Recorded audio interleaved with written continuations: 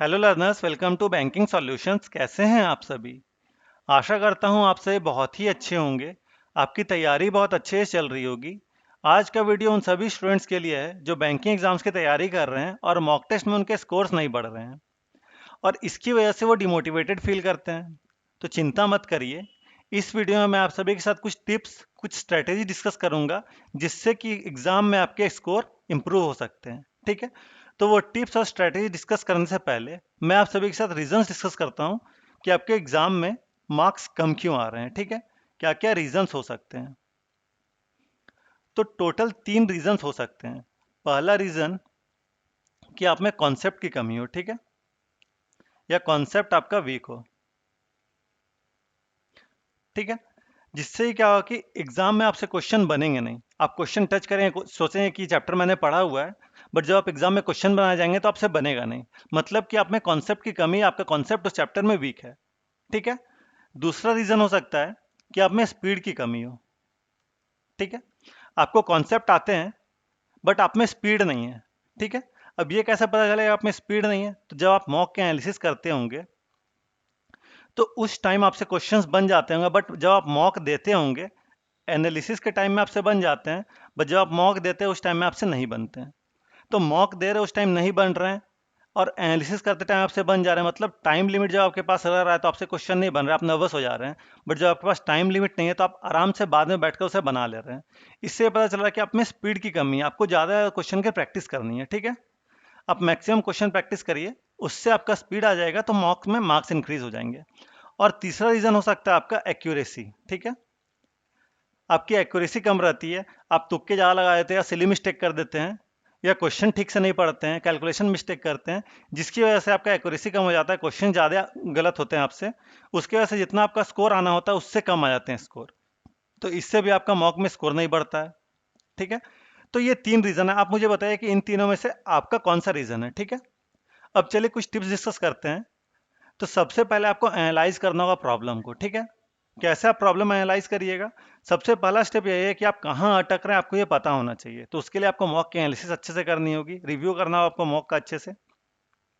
Identify करना हो कि जिस टॉपिक में आप बार बार गलती कर रहे हैं उस टॉपिक को और उस कॉन्सेप्ट को आपको आइडेंटिफाई करना होगा और ध्यान देना होगा कि उस टॉपिक पे हम ज़्यादा से ज़्यादा क्वेश्चन लगाएं, उसके कॉन्सेप्ट अपने स्ट्रॉन्ग करें। ठीक है, तो रिव्यू अपना मॉक टेस्ट का करना जरूरी है।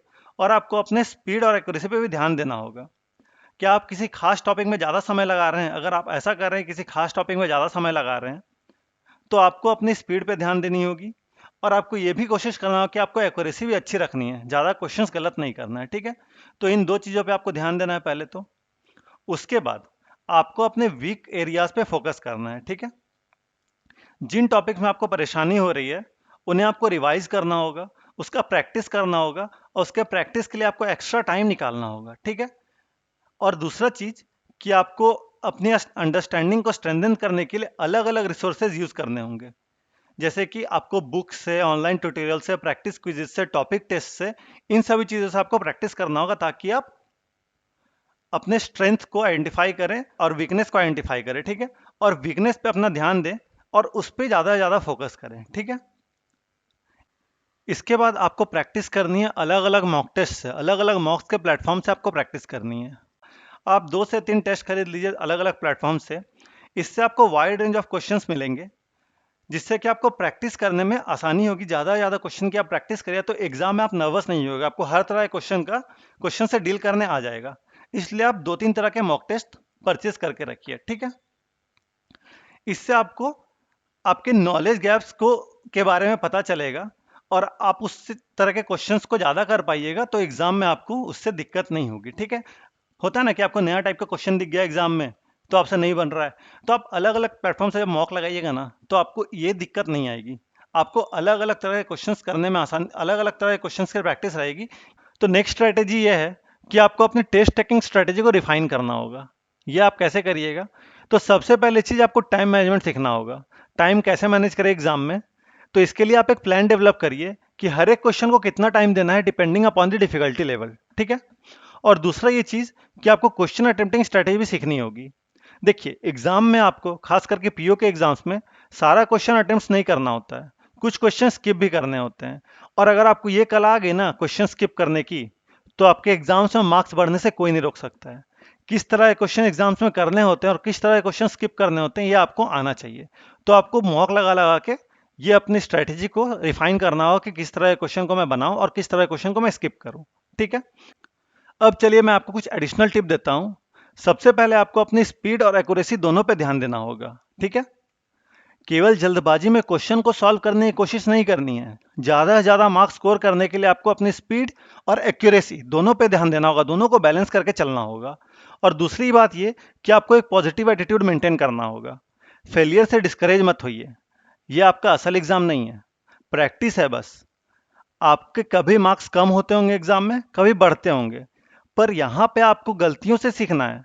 ठीक है, ये आपका असल एग्जाम नहीं है। आप फेल भी हो जाएंगे तो कोई दिक्कत नहीं, आपको मेन एग्जाम में फेल नहीं होना है। ठीक है, मॉक टेस्ट को लर्निंग एक्सपीरियंस और इम्प्रूव करने की अपॉर्चुनिटी के रूप में देखिए, ना कि आप इसे एग्जाम के रूप में देखिए। ठीक है, यहाँ पे आप सीखिए कि आपको क्या स्ट्रेटेजी लगानी है। अभी आप शुरू के 3 4 5 मॉक अपनी स्ट्रेटेजी बनाने में लगाइए कि हाँ, इस स्ट्रेटेजी से मैं अटेम्प्ट कर रहा हूँ तो मेरे मार्क्स कम हो रहे हैं, स्ट्रेटेजी से कर रहा हूँ तो मेरे मार्क्स बढ़ रहे हैं। ठीक है, तो आपको ये स्ट्रेटेजी सीखनी होगी। इस तरह से आप करिएगा तो आपके मार्क्स इंप्रूव होंगे। और अगर आपके मार्क्स इंप्रूव होते हैं तो आप कमेंट सेक्शन में जरूर बताइएगा। और याद रखिए, कंसिस्टेंट प्रैक्टिस और focused improvement bank exam crack करने में रामबाण है। ठीक है, अपने वीकनेस और अपनी वीक एरियाज पर काम करते रहिए, अपने मॉक टेस्ट देने की अप्रोच को रिफाइन करते रहें और अपनी तैयारी के दौरान पूरे टाइम मोटिवेटेड रहें। ठीक है, आप कमेंट सेक्शन में बताइए कि आप किस बैंक की तैयारी कर रहे हैं और आपको क्या क्या चैलेंजेस का सामना करना पड़ता है।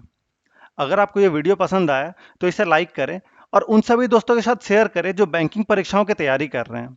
और अगर आपको मेरे एफर्ट अच्छे लग रहे हैं तो आप इस वीडियो को शेयर करें और सब्सक्राइब भी करें ताकि आने वाली वीडियोस नोटिफिकेशन आपको मिलती रहे। जस्ट आप यहाँ क्लिक कर सब्सक्राइब कर सकते हैं, तो सब्सक्राइब करके मुझे सपोर्ट करें। इससे मुझे मोटिवेशन मिलती है और वीडियोस लाने की। आपको किसी प्रकार डाउट है, कोई भी सेशन या फीडबैक ना, तो आप कमेंट सेक्शन में दे सकते हैं। और टेलीग्राम ग्रुप का लिंक आपको डिस्क्रिप्शन में मिलेगा, वहां जाकर टेलीग्राम ग्रुप ज्वाइन कर लीजिए। वहां पे आप हर एक चीज डिस्कस कर सकते हैं, अपने मॉक्स के स्कोर भी शेयर कर सकते हैं। ठीक है, आपको आपके एग्जाम के लिए all the best. Thank you.